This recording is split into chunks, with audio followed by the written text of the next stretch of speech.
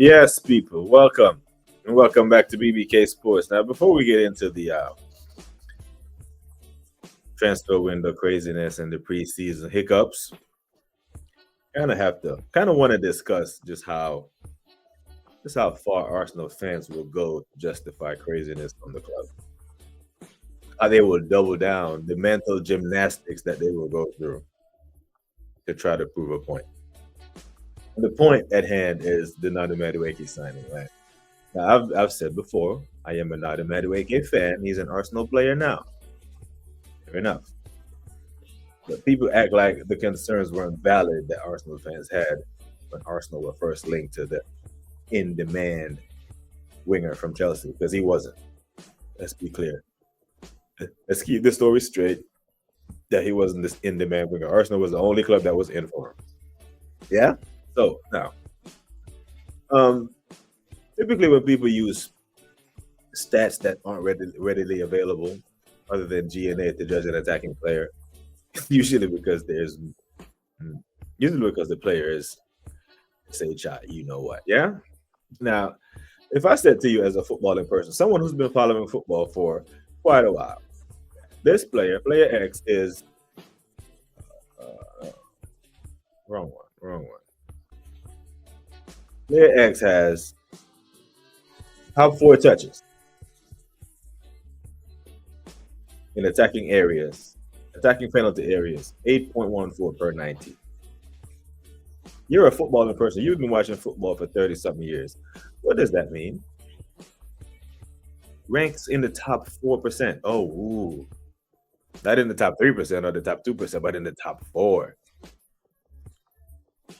8.15. So he touches the ball 8 times per 90 minutes in the opponent's box. Is that what that means?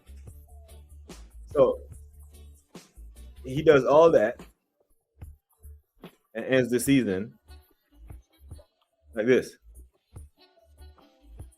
He touched the balls 8 times per game as a right winger and ends the season with 8 goals. And 3 of those was a hat trick that came in the game in August, by the way, against Wolves. This is what I'm saying. Okay, so you touch the ball a lot in the opponent's box. Does the stats go to tell you that he kicks it over the bar every time? What does it end there? And what's the source of this information? Big up to Cape has paused up. And this is from a video that Cape has made to tell everyone that they're wrong about Nana Madueke. And big up to him because he makes fantastic videos. His videos are fantastic. The voiceovers, the graphics, they're great. But the stats are fuckery. They're bullshit. Right? That's not the only one. Top 1% for progressive carries and carries into penalty area, 6.82, 4.1412 per 90. Like, what does this even mean? This is just complete bullshit, isn't it? What is a progressive carry? You run with the ball. So he ranks. Anyone ever seen the numbers on Lamine Yamal for this specific stat? Or this was just another one of those bullshit stats just made up to justify Madueke signing? The same way they try to justify Norgard signing. He's the best progressive passer of the ball on a Sunday afternoon between 12 and 3:30 with the left foot wearing white socks. This is the kind of craziness they use to just justify. When you have to go to this length, how many numbers are on the screen right now? 1%, 6, 8, 2, 1.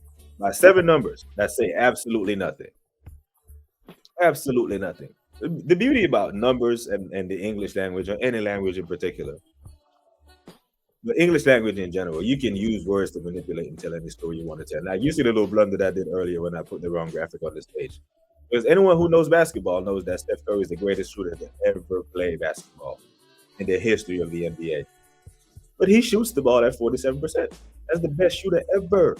People are scared of Steph Curry when he crosses half court. Compilations have the most 3-pointers ever. Most 3-pointers ever made, ever. Playoffs, regular season. Best free throw percentage in the history of the game. The guy is just lethal. You see the guy on the right, DeAndre Jordan, shoots a higher percentage than him. Now, if you are someone that don't know basketball and you look at these numbers side by side, oh my God, that DeAndre Jordan is a better shooter than Steph Curry. Look at his numbers. He got a whole 20 percentage points on him. That's because DeAndre Jordan is so bad that coaches say if it's not a dunk or a layup, do not shoot the basketball. But it's higher than the greatest shooter to ever play. This is what they do when they make up crazy stats to try to justify bullshit.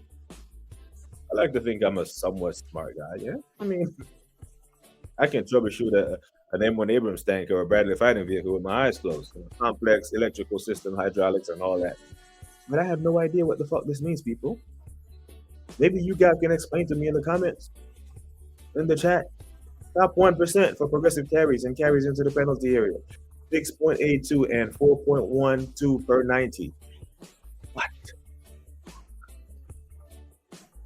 But this is the length that fans will go to try to justify a signing of a player that they like. Absolute madness. But you know what? It is what it is. We have eyes. We know that Nani Madueke isn't this guy that they're all making him out to be. But I hope I am wrong. Now, people, just in the event, you know this is BBK Sports. This will be a premiere. It won't be a live show. Pre-recorded video. Just in case that the legendary E. Ross tunes in at the minute number 7:30, he can get his tribute. Maybach music. Follow me. I'm so sophisticated. To get a verse from me, you gotta be initiated. I'm burning purple flowers. It's burning my chest. I bury the most cash and burning the rest. I think I'm Big Meech. Larry Hoover. Maybach music. Like I said, people, just in case the legendary E. Ross just happens to tune in, he can get his daily tribute from BBK Sports. Big up to every single one who will tune in and watch this back.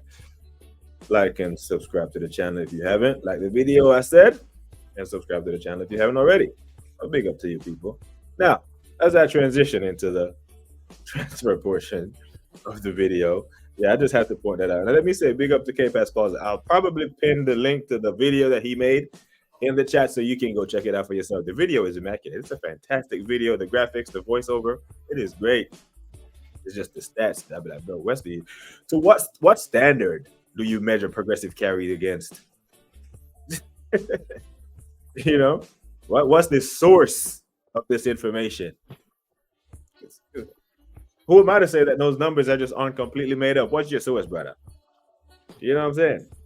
The length, the absolute length. But back to the transfer window, people, because you see, expecting Arsenal Football Club to do what they're supposed to in the transfer window and do right by their fans, it's kind of like expecting an unfaithful girlfriend to become a loyal spouse. Yeah? Nah, brother, she's still going to be doing dicks. She was doing this when she was, Arsenal, from the beginning of time, going into the transfer window, I've always been a day late and a dollar short going into the season unprepared. Always going into a season unprepared. Now, everyone can see that we all need a upgrade on striker. We got an upgrade on striker. But the same people who are now agreeing that we needed a striker were telling us that we don't know football. The manager knows best. But, well, even he had to admit that we needed a striker. The problem is we needed a striker 2 windows ago. And we probably have a lost out on 2 league titles because he was stubborn like that. But now all of us are still saying, bro, we need another creative midfielder. Is there anyone? And we also need a left wing upgrade. We do. We absolutely do, don't we? Get my tunes on. Now, the more I watch us play, the more I'm starting to realize that the manager is a bigger and bigger problem. Because now I'm reading reports that he is blocking a sale because he sees Martinelli as part of his future plans at the club. Like, brother, what future? You don't win something this season, you don't have a future at the club. If we can get money for Martinelli now, you better sell him. You best sell him. If you are the manager and you are watching what he has given us and you want more of that, then I'm not even mad at Martinelli anymore because he has shown that he has peaked. He has showed us his limit. If you as the manager, you as the coach, still want more of that, then you are the problem. And God bless him. But he's not off the level that we need to compete for major honors year in, year out. He can't play like that high level. The 2022/2023 Martinelli, best we've ever seen. Go back and watch those tapes over if you want to see his best years, because he will never get better than that. He won't. He absolutely won't. Now, depending on what newspaper you read, what article you follow, who you get your news from, we've apparently made a bid for Eze. I don't believe it until I see it from a source that I actually trust. That we've actually bid for him. The guy had his release clause expired. That gives me pause, because now you have to negotiate with the club. Negotiate means they don't have to sell. They can raise his price. They can do a whole host of things versus when they had a release clause. So now the leverage goes back to Palace. An English international that you could get for a down payment of 30 to 37 million. How much is a Premier League title worth to you, Arsenal Football Club? English tax. Is there a better attacking midfielder available right now on the market than Eberechi Eze? Because we love some PR, you know. We can. I've literally heard this from megaphones of the club. Oh, Andrea Bertha was the best available sporting director. We went and got him. You know, Victor Gyökeres was the best available striker. We went and got him. Zubimendi was the best available DM after Rodri. Well, Rodri wasn't available, but you know what I'm saying? The best available 6. We went and got him. Well, if you can name me a better attacking 10 than Eberechi Eze, I'd like to hear it.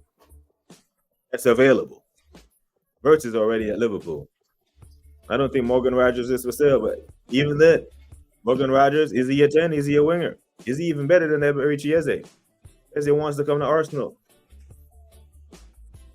He's made that clear. So this is like a match made in heaven. The squad is begging out for it. For 37 million, English tax, England international. We have to make that. I have to make that work, people. Because then we turn around and then we I've heard Arsenal fans say, you know, Man City has bought the league, Chelsea has bought the league, Liverpool is buying the league, but we refuse to spend money. 68 million for an English international that scores goals. You don't have to put him on to wait like you do for Havertz. This deal could be cheaper than the Havertz deal, the same way the Gyökeres deal was cheaper than the Havertz deal. But no official bid has been made. So it seems that for another year, Arsenal Football Club are going into another season unprepared. Like Liverpool are creating their own luck. You know, luck, preparation, opportunity, they meet. Like Liverpool are preparing themselves for a gauntlet with Man City. We're not. We're like, what are we doing? Even today, Tottenham played Newcastle. James Maddison pulled up with an injury. Looks like a bad injury. He's a creative midfielder. He wears the number 10, plays number 10. All of a sudden, Eze looks real attractive to Tottenham right now. So Arsenal can't drag their feet with this the way they did with Gyökeres. Gyökeres only wanted to come to Arsenal. Eze wants to come to Arsenal, but he doesn't want to only come to Arsenal. He'll go to a Bayern Munich. And I think if Tottenham make a serious offer for him while Arsenal are weighing options, I think he goes to Tottenham if they make a serious bid for him. Arsenal Football Club has to wake up and think, brother, the transfer market won't sit around and wait for you to decide whether or not you want to pay the money. You know, it's just not a good look. Because you have been watching us play. Between 2023 and 2025, we have spent over 500 million pounds on the likes of Declan Rice, Timber, Calafiori, Zubimendi, Gyökeres, Moreno. Over 500 million, and we look worse. The style of football that we're playing between now and 2023, where how you spend $500 million and look worse? You know. Now there is creativity in the team, but we need more. We need a Eberechi Eze-esque type player. The fact that we start this season less than 2 weeks away at Old Trafford, and as of right now, I don't think we have enough to win the Premier League.